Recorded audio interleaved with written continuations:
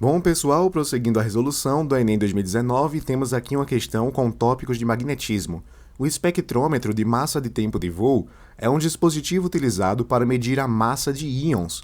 Nele, um íon de carga elétrica Qzinho é lançado em uma região de campo magnético constante B, descrevendo uma trajetória helicoidal, conforme a figura. Essa trajetória é formada pela composição de um movimento circular uniforme no plano YZ e uma translação ao longo do eixo X. Vê só, fazer aqui uma pausa para que você lembre de onde isso vem, certo? Imagine que a gente pegue uma partícula positiva, a gente coloque ela no campo magnético uniforme, que dessa vez eu coloquei aqui como horizontal para a direita, e aí a gente pode decompor essa velocidade, já que ela é inclinada, né, em Vx e Vy. Perceba que Vx ela está paralela ao campo magnético, ou seja, o ângulo entre elas é de 0 graus, belezinha? Se a gente aplica na fórmula de força magnética, que é a carga vezes a velocidade da carga, vezes o campo magnético, vezes o seno de θ, em que θ é o ângulo entre V e B, que nesse caso é 0, né? Só que o seno de 0 é 0. Qualquer coisa multiplicada por 0 continua sendo 0. Então, se a força é igual a 0, não tem nada que acelere a partícula. O movimento é retilíneo e uniforme.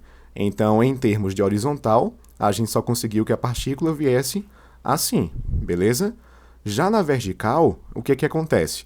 Veja que Vy ela é perpendicular ao campo magnético. Se é perpendicular, o ângulo é de 90 graus e o seno de 90 é 1. Então, nesse caso, a força magnética assume valor máximo, beleza? E acontece aqui um movimento circular uniforme. Por quê? Lembra da regra da mão esquerda? Quando a gente tem força perpendicular à velocidade e perpendicular ao campo, então o que acontece? Imagine aqui nessa trajetória. A gente coloca uma partícula, a velocidade é tangencial à trajetória. E a gente tem uma força magnética, nesse caso, né, que puxa o troço para o centro. Então, essa força magnética ela atua como uma força centrípeta, e ele começa ali a fazer o movimento circular. Imagine assim, então, no eixo X, você está empurrando a partícula retilineamente, e no eixo Y, você está fazendo ela girar ali num círculo, né? Então, se você faz os dois ao mesmo tempo, pode até pegar o seu dedo aí em casa, comece a girar ele em círculos e depois empurre ele para frente. Aí a gente tem a trajetória helicoidal. É daí que vem, belezinha? Então, voltando aqui, a vantagem desse dispositivo é que a velocidade angular do movimento helicoidal do íon é independente de sua velocidade inicial. O dispositivo, então, mede o tempo t de voo para n voltas do íon. Logo, com base nos valores Q da carga, B do campo, N do número de voltas e Tzinho, pode-se determinar a massa do íon. A massa do íon medida por esse dispositivo será... Belezinha. A gente pode partir aqui, no primeiro passo, de uma conclusão que a gente fez naquele meu esquema, que a força magnética ela está se comportando como uma força centrípeta, beleza? É uma resultante centrípeta. Então, vê só, força magnética, carga, vezes velocidade, vezes o campo. E a força centrípeta, né, nesse caso, aliás, em todos os casos, mv ao quadrado sobre r. A gente pode cortar essa alma cebosa daqui com o expoente desse tiracola, belezinha? Então, se a gente pensar em termos de variáveis, a gente ficaria com Q vezes B tem que ser igual a m sobre r vezes v. Eu estou deixando aqui a velocidade sozinha porque a gente pode descobrir quem é essa velocidade. Então, aqui no passo 2, é a gente lembrar quem é essa velocidade. Bom, velocidade é ΔS sobre ΔT. Só que vê só, se a gente considerar uma volta, e uma volta somente, quem é o ΔS? É o comprimento de uma circunferência. Então, vai ser 2π raio.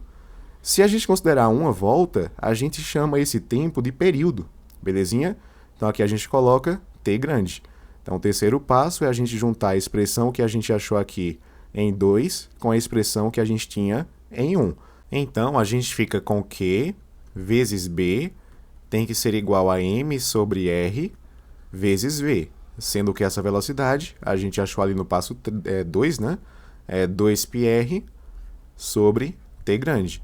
A gente pode cortar esse raio com esse raio e a nossa expressão fica um pouco mais simples. A gente vai pegar esse t, jogar para lá, para isolar a massa, né? e esse 2π jogar aqui embaixo para a gente deixar a massa mais sozinha do que físico na balada, beleza? Então, Q vezes B vezes T grande dividido por 2π. Veja que esse T grande, o nosso período, ele não aparece em nenhuma das respostas. A gente precisa se livrar dele. Só que a gente tem Tzinho, né, que seria o tempo de voo. Aí pensa comigo, qual é a relação entre o período e esse Tzinho? Digamos que o período de rotação da partícula seja de 5 segundos e o tempo de voo foi de 20 segundos. Então, quantas voltas ele deu? Ora, 20 segundos por 5 segundos, 4 voltas. Então, quer dizer que o tempo de voo é o número de voltas que ele deu, que a gente representa por n grande, né? Vezes o tempo que ele leva para fazer uma única volta, que seria o período. Então, se a gente isola aqui o período, a gente ficaria com período tem que ser igual ao tempo de voo dividido pelo número de voltas. Se a gente juntar essa informação aqui em 4 com a informação aqui em 3, a gente vai chegar na resposta da questão.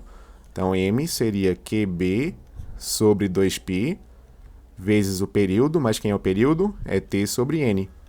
Então, organizando isso aqui para deixar mais bonitinho, né? Aqui ficaria QBT sobre 2πn. Essa resposta é justamente o que consta aqui na alternativa A de AIDS transmitida pela internet através de vírus. Belezinha? Tranquilo, pessoal? Até a próxima!